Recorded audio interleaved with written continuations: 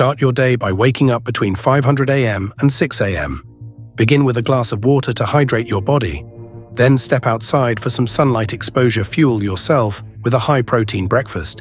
To kickstart your energy next, take 5 to 10 minutes to meditate, and if time permits, squeeze in a quick workout. If you enjoy caffeine, have a cup to boost your focus and dive into deep, concentrated work. Later, read a book to stimulate your mind and enjoy a lunch that's rich in protein and low in carbs.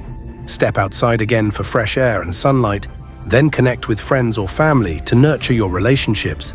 Engage in a creative activity like painting, playing music, or writing for dinner. Opt for a meal packed with protein and some healthy carbs about an hour before bed. Take magnesium to relax your body and avoid screens to minimize blue light exposure.